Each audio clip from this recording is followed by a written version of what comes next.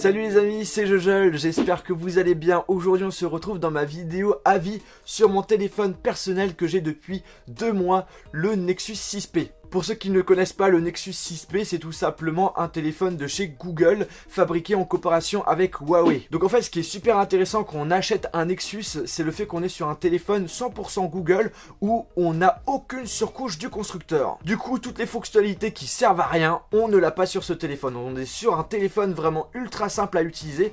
Et en fait, ce qu'il faut savoir, c'est que c'est grâce à un Nexus que j'ai vraiment apprécié à utiliser Android. C'est pour ça que j'ai été tenté de me prendre le Nexus 6P. En plus, j'ai eu la possibilité avant de l'acheter de pouvoir le tester et j'en étais plutôt satisfait. Et du coup, j'en ai même fait une vidéo de test que je mettrai dans la description, que je vous invite à aller voir en plus de celle-ci. Sachant que je l'ai depuis 2 mois et que j'ai pas fait de vidéo avis, eh bien, je me suis dit pourquoi ne pas la faire aujourd'hui. Un des gros points positifs sur ce téléphone où j'ai vraiment été agréablement surpris et qui m'a fait tenter, en plus d'avoir le 100% Google, de l'acheter, eh bien, c'est la partie photo, que ce soit caméra arrière et frontale. En effet, dans le passé, les Nexus avaient une qualité photo vraiment qui laissait à désirer. Et là, sur ce Nexus 6P, on est monté d'un cran, mais d'un sacré cran, voire même de plusieurs étages. Encore aujourd'hui, lorsque je partage des photos faites avec ce Nexus 6P, et quand certaines personnes me demandent avec quel téléphone t'as fait la photo et que je dis un Nexus 6P, eh bien la plupart des gens sont assez surpris. Franchement, au niveau de la qualité photo et vidéo,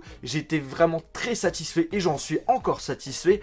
Le seul truc que je peux te dire, c'est par rapport à la vidéo, il manque le stabilisateur optique, donc du coup pour les déplacements en vidéo c'est pas trop ça. Autre point que j'apprécie beaucoup sur ce téléphone, c'est la grande taille. On est sur un téléphone avec un écran 5,7 pouces, donc c'est très grand, oui. Résolution Quad HD, tip top. Niveau couleur, j'en suis très content. Niveau luminosité, j'en suis aussi très content. Et pourquoi j'apprécie la grande taille? Bah tout simplement parce que pour naviguer sur internet, aller sur les réseaux sociaux, jouer à des jeux, eh bien je trouve que c'est plus agréable. Sachant que le téléphone est grand, le point négatif, si vous avez un pantalon qui serre, et bien quand vous allez le mettre en poche, vous pouvez galérer à le mettre. Et lorsque vous essayez de monter les escaliers avec le téléphone en poche, avec le pantalon serré, je peux vous dire que c'est pas très pratique. Donc il y a des côtés positifs sur la grande taille, mais aussi des points négatifs. Au niveau du poids, c'est pas si léger que ça, il y a quand même son poids.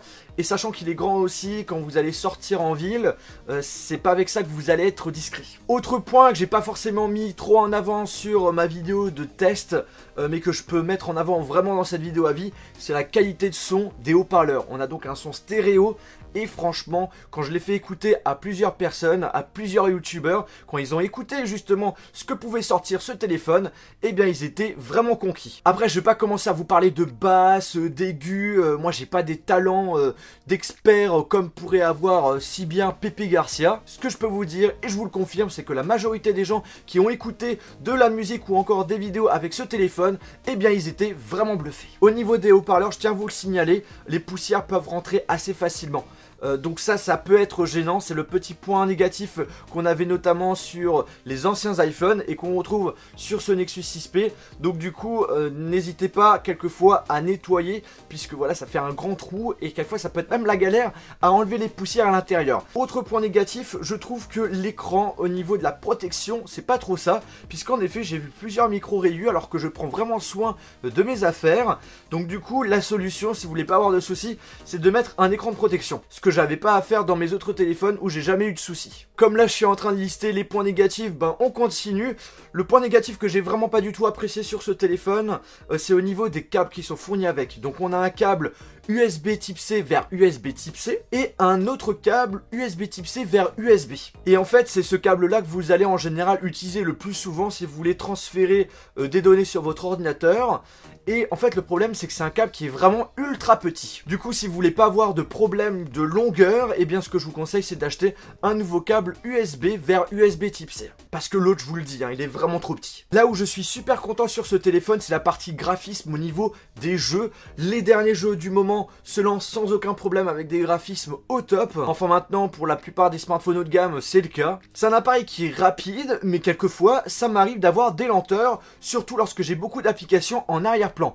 Alors je sais, il y en a certains qui vont me dire, la RAM maintenant, aujourd'hui, même si on a énormément d'applications en arrière-plan, ça ne change rien si on supprime toutes les applications. Je suis désolé, mais la solution que j'ai trouvée pour éviter d'avoir un appareil qui lag, c'est de supprimer toutes ces applications en arrière-plan.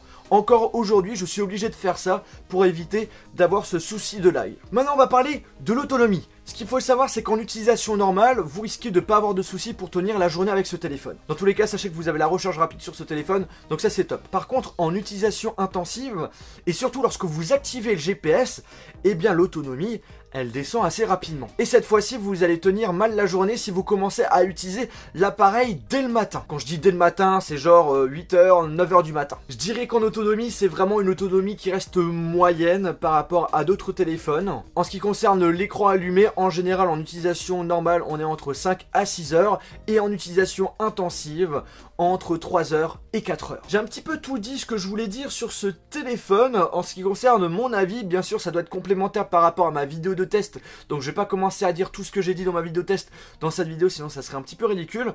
Mais en tout cas, le gros point négatif, vraiment le gros point négatif sur ce téléphone, c'est son prix qui est vraiment cher, puisque vous l'avez à partir de 650 €. Et encore là, c'est pour la capacité de 32 Go, donc si vous voulez monter en capacité, il faut rajouter de l'argent. Et bien les amis, j'espère que cette vidéo avis sur mon Nexus 6P, mon smartphone personnel, vous a plu. Si c'est le cas, n'oubliez pas de mettre un pouce bleu.